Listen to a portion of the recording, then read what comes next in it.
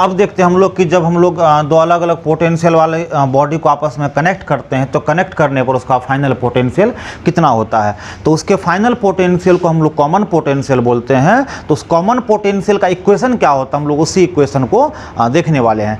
लेकिन अब उससे पहले आप ये समझिए कि ऐसा कोई कंपलसरी नहीं है कि दो बॉडी का शेप साइज सेम हो या दो बॉडी को इक्वल अमाउंट ऑफ चार्ज दिया गया हो तो उसका पोटेंशियल भी सेम होगा। ठीक है, इक्वल अमाउंट ऑफ चार्ज दो बॉडी को देंगे फिर भी उसका पोटेंशियल क्या हो सकता है, अलग अलग हो सकता है। जैसे मान लो यहाँ एक बॉडी है, फर्स्ट बॉडी ए, और यहाँ पर एक सेकेंड बॉडी बी है। ठीक है, हम लोग इस फर्स्ट बॉडी पर भी क्या करेंगे, 10 माइक्रोकूलम का चार्ज देंगे और सेकेंड बॉडी पर भी 10 माइक्रोकूलम का चार्ज देंगे। तो कन्फर्म हो ले यहाँ पर बॉडी ए का पोटेंशियल ज़्यादा होगा कंपेयर टू बी, क्योंकि जो बॉडी ए है उस बॉडी पर चार्ज का प्रेशर क्या होगा, हाई होगा, और बॉडी बी पर चार्ज का प्रेशर क्या होगा, लो होगा। मैंने पहले बता चुका है कि पोटेंशियल को आप सिंपल सेंस में ये समझ सकते हैं, प्रेशर ऑफ चार्ज। तो बॉडी ए का साइज छोटा है, इस पर भी 10 चार्ज है, इस पर भी 10 चार्ज है, तो ऑटोमेटिक यहाँ स्मॉल साइज के कारण इस पर चार्ज का प्रेशर हाई होगा। इट मीन्स यहाँ पोटेंशियल हाई होगा और इसका पोटेंशियल क्या होगा, लो होगा। और जब हम लोग दोनों बॉडी को आपस में कनेक्ट कर देंगे, जोड़ देंगे, तो जोड़ने पर क्या होगा, हाइयर पोटेंशियल से लोअर पोटेंशियल के टुवर्ड्स चार्ज क्या करेगा, फ्लो करेगा। और तब तक फ्लो करेगा जब तक दोनों का पोटेंशियल इक्वल ना हो जाए, और उस इक्वल पोटेंशियल को हम लोग बोलते हैं कॉमन पोटेंशियल। तो सिमिलरली यहाँ पर भी क्या, आपको देखो जी, फर्स्ट बॉडी है, उसका चार्ज उसको गिवन चार्ज Q1 है, उसका कैपेसिटेंस C1 है। ठीक है, और इस Q1 चार्ज के कारण जो उसका पोटेंशियल V1 है। सेकेंड बॉडी का चार्ज Q2 है, उसका कैपेसिटेंस C2 है, और गिवन चार्ज Q2 के कारण जो उसका पोटेंशियल हो गया V2। और यहाँ पर V1 जो है वो ग्रेटर देन V2 है। तो जब फर्स्ट बॉडी का पोटेंशियल हाई है तो दोनों बॉडी को आपस में कनेक्ट करने पर क्या हो रहा है, तो फर्स्ट बॉडी से चार्ज सेकेंड बॉडी में जाएगा और तब तक चार्ज आएगा जब तक दोनों का पोटेंशियल इक्वल ना हो जाए।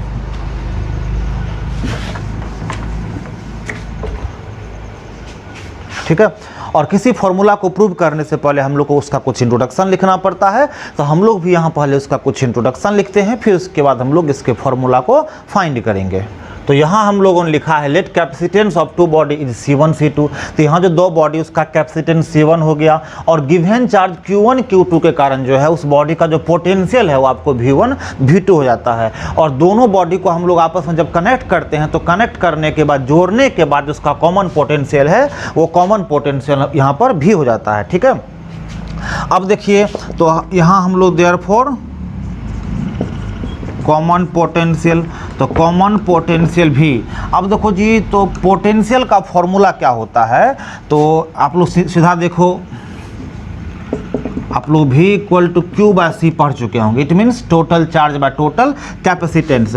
तो हम लोग भी यहाँ पर total charge by total capacitance बोल सकते हैं। ठीक है, तो टोटल चार्ज देखो, तो फर्स्ट बॉडी का चार्ज Q1 हो गया, सेकेंड का चार्ज Q2 हो गया। तो फर्स्ट बॉडी का चार्ज Q1 प्लस सेकेंड का चार्ज Q2। फर्स्ट का जो कैपेसिटेंस वो C1 है, सेकेंड का C2 है। तो फर्स्ट का कैपेसिटेंस C1, सेकेंड का कैपेसिटेंस C2। ठीक है, तो ये उसका कॉमन पोटेंशियल आ गया। इसी कॉमन पोटेंशियल को हम इस टाइप से भी लिख सकते हैं कि V तो कि यहाँ पर ये जो V है, V तो यहाँ आएगा ही, और आप लोग Q इक्वल टू VC।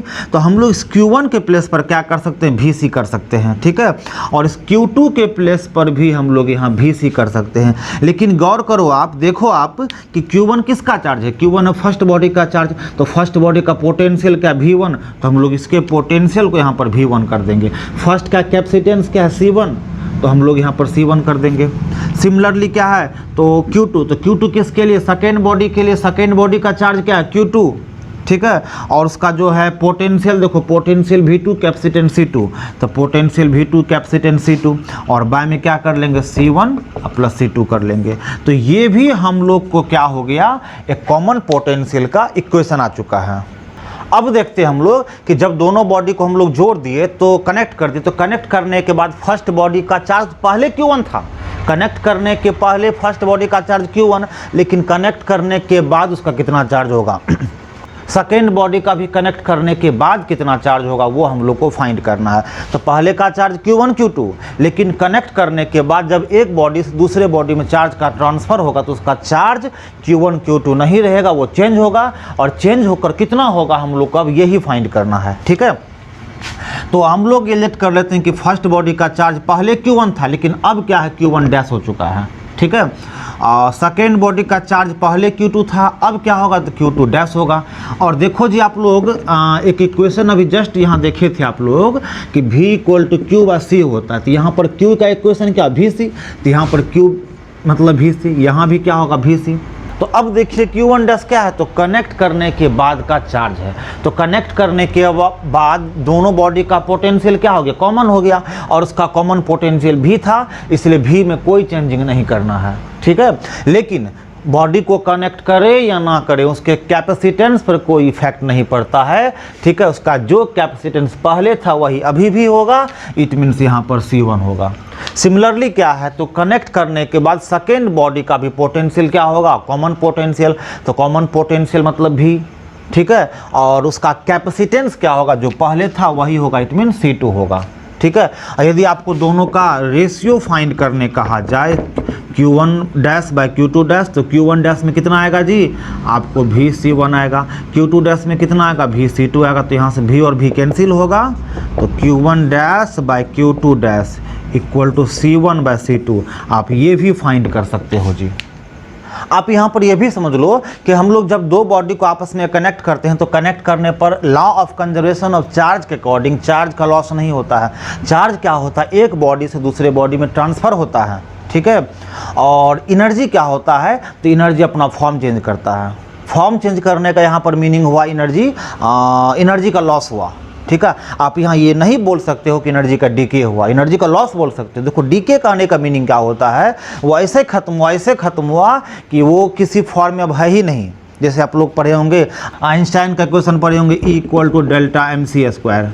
ठीक है, डेल्टा mc²। तो वहाँ जो डेल्टा m होता है वो इनिशियल टाइम में तो मास होता है। ठीक है, लेकिन न्यूक्लियर रिएक्शन के बाद वो मास क्या होता है, एनर्जी के फॉर्म में कन्वर्ट हुआ। तब इट मीन्स ये हुआ कि मास का एग्जिस्टेंस ही खत्म हो गया, और जब मास का एग्जिस्टेंस खत्म हो गया, वो एनर्जी बन गया है, तो वहाँ उसका डीके हुआ। तो जहाँ पर एग्जिस्टेंस खत्म होने का बात हो वहाँ पर डीके बोलेंगे, और जहाँ पर उसका एग्जिस्टेंस खत्म नहीं हो, वो अपना फॉर्म चेंज करे, वहाँ पर लॉस बोल सकते हैं। तो यहाँ पर भी जब एक बॉडी से दूसरे बॉडी में चार्ज का ट्रांसफ़र होता है, ठीक है, तो यहाँ पर क्या होता, तो law of conservation of energy के अकॉर्डिंग चार्ज का लॉस नहीं हुआ, बल्कि वो एक बॉडी से दूसरे बॉडी में ट्रांसफ़र हुआ। ठीक है, और एनर्जी का लॉस हुआ, चार्ज का लॉस नहीं हुआ, एनर्जी का लॉस हुआ। अब ठीक है, एनर्जी का डीके नहीं, लॉस। ठीक है, अब एनर्जी का लॉस यहाँ पर किस फॉर्म में होता है, तो हीट के फॉर्म में होता है, बहुत स्मॉल अमाउंट ऑफ लाइट के फॉर्म में होता है।